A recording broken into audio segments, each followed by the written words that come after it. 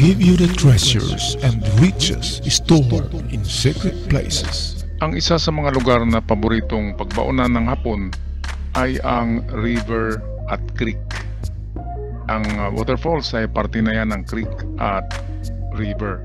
Napakalaki ng river, kaya mahirapan tayo kung saan tayo mag-umpisa sa paghanap.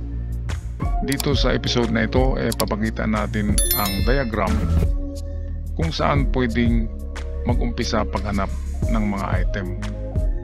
Anong klaseng river at anong hugis ng mga river at creeks na ito. At bago tayo mag-umpisa, shout out sa lahat ng nanonood ngayon sa ating channel. At sa mga bago pa lamang, huwag kalimutan mag-subscribe. Magandang buhay sa lahat ng ating mga katiyats buong Pilipinas, Luzon, Visayas, Mindanao at sa mga katiyats natin in abroad.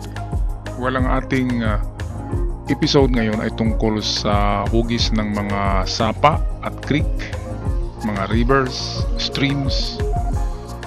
Ang mga hugis nito, basta't kakaiba, ay pwedeng paglalagyan ng hapon ng mga item. Okay, marami tayong mga hugis ng river dito. Ito, common yan, mga nagsasanga. Ang hindi common dito ay itong parang nag-ano siya, itong parang letter S na nagaganyan, yung parang meron siyang pocket. Okay, kung atin yan i-drawing muli ay parang ganito yung itsura na river, yan, tapos bigla siyang gumanyan and then ganyan na naman. So ayan, kung napansin nyo itong dito, pocket, yung parang eksakto talagang paglagyan. Pero karamihan yan ng pocket na yan na hindi yan malalim. Yan ay hill or bundok na ganyan. Okay, kasi kung ground level lang yan, siguradong matanggal ito sa tagal ng panahon. Itong portion dito ay magiging tubig din yan. Kaya ito medyo nagaganyan na lupa. And then naka-curve siya. At yan dumadaan ng tubig. Pero itong dito mataas na portion yan. Yan yung tandaan, hindi yung flat. Kasi kung flat yan, pagdating ng 10 taon wala na ito. Kasi ang paiba-iba ng hugis ang river, di ba? Pero kapag ito'y dito parang mountain na maliit, nagaganyan, ay hindi yan madaling i-curve ng tubig. Kaya hanggang 50 years, 80 years ay ganun pa rin ang kanyang hugis na paganyan. Lalo na ay merong parang bundok dito. So yan lang, sabihin natin yan lang na ibang parte ng sapa dyan na may bundok na ganyan. So dito na portion sa paakyat. Okay, at para safe siya na hindi siya matanggal ng tubig ay inaakyat nila kunti ng mga 15 meters more or less.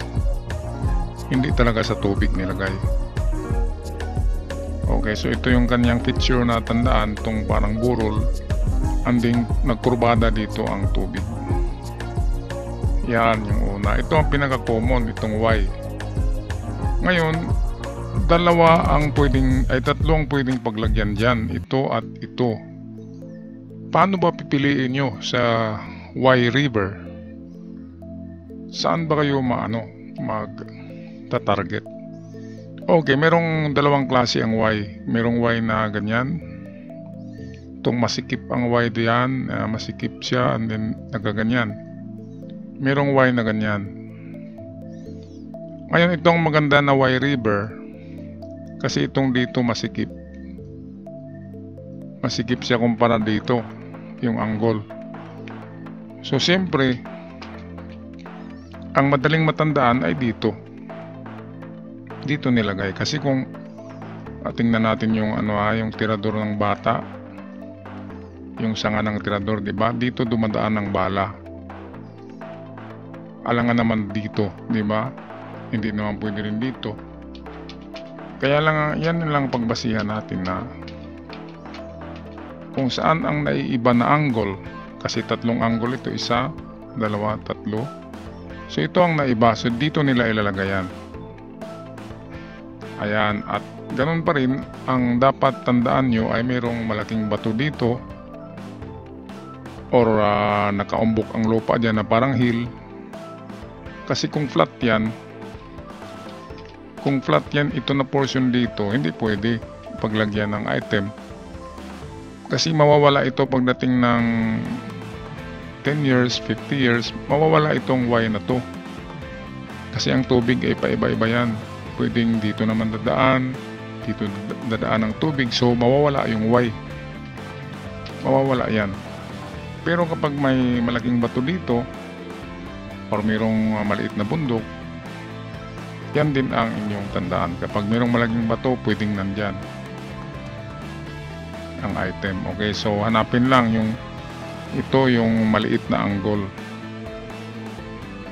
Halimbawa dito sa drawing natin, equal to halos equal siya yung drawing natin. So mahirapan tayo dito, mahirapan tayo maghanap. Basta't dito yan, kapag ganitong equal ay mahirapan talaga tayo. Pero ang clue dyan, sa east tayo, so ito ang east na portion. Kaya dito ang paghanap sa equal na angle ng mga corners. So equal yan. So unahin ang east. Yan lang. Ngayon, gamit talaga ito na napagagamit ito. Malaki ang importance ng chart na ito natin.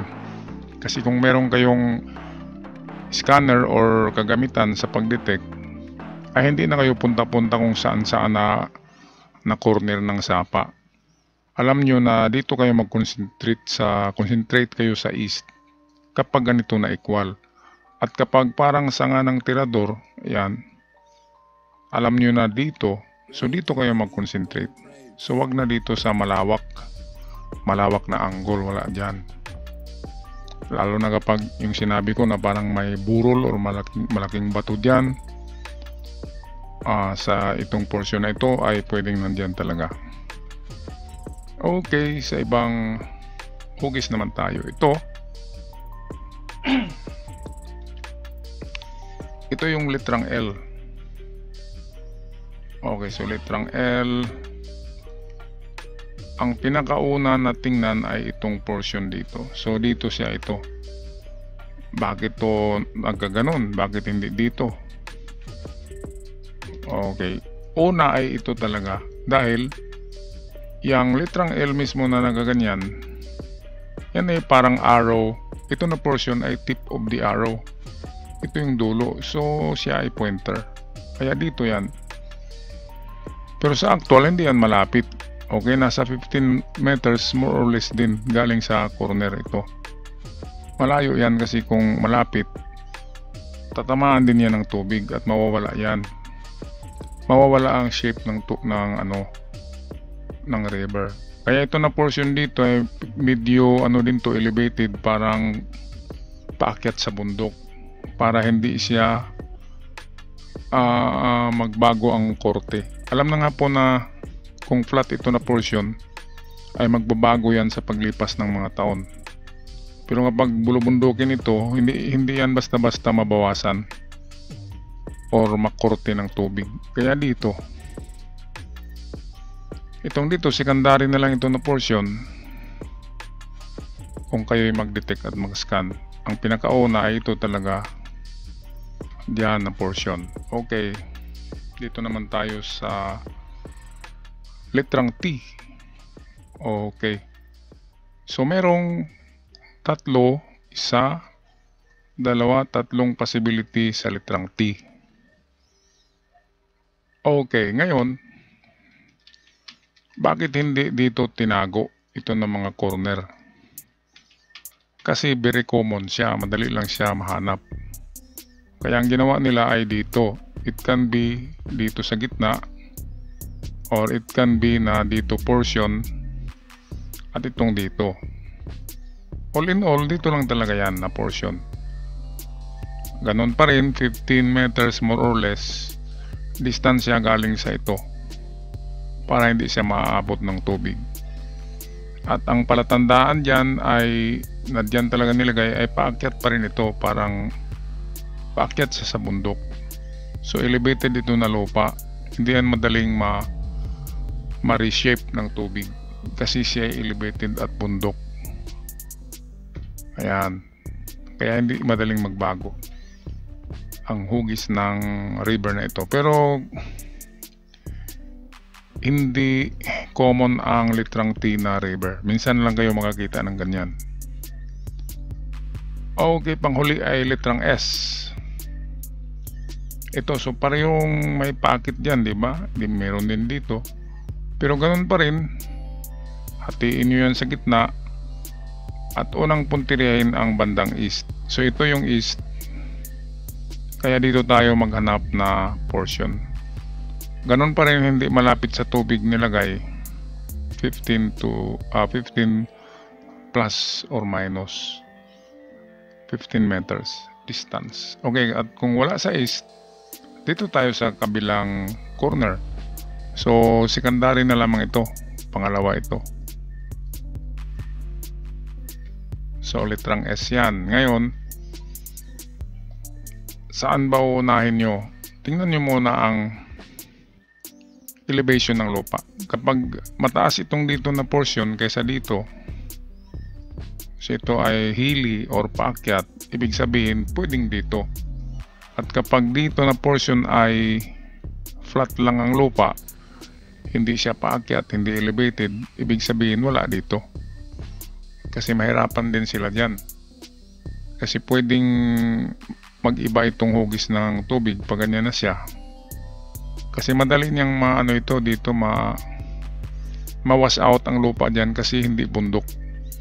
Pero dito, ito na portion, kung bundok yan, paakyat, ay matagal yan ma-wash out. So manatili pa rin ang hugis na paganyan. So alam ng Hapon na dyan talaga.